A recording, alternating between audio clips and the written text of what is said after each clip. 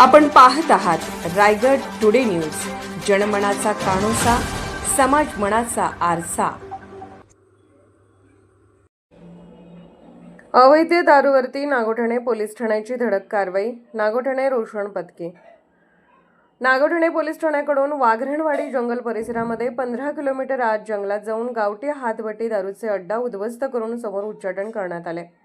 आज रविवार दिनांक 14 जून रोजी प्राप्त गुण बातमीच्या आधारे वाघरणवाडी परिसरामध्ये अवैधरित्या दारू निर्मिती करून विक्रीकरिता बाळगली जात आहे अशी माहिती मिळाल्याने सदर ठिकाणी माननीय पोलीस अधीक्षक आचल दलाल, अपर पोलीस आयुक्त अभिजित शिवतरे, उपविभागीय अधिकारी पेण जालिंदर नालकोल यांच्या मार्गदर्शनाखाली नागोठणे पोलीस ठाण्याचे प्रभारी अधिकारी सहाय्यक पोलीस निरीक्षक सचिन कुलकर्णी व पथक तसेच वडखळ पोलीस ठाण्याचे पोलीस निरीक्षक जाधव व पथक यांनी वाघरणवाडी जंगल परिसरामध्ये 15 किलोमीटर आत जाऊन गावठी हातभट्टी दारूचे अड्डा उद्ध्वस्त करून समूळ उच्चाटन केले।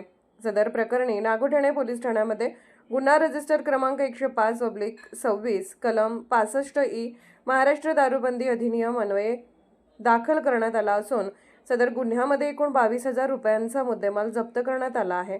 सदर प्रकरणी पुढील तपास पोलीस उपनिरीक्षक सोनकर हे करत आहेत। रायगड टुडे न्यूज चॅनलला लाईक करा, शेअर करा आणि सबस्क्राईब करा।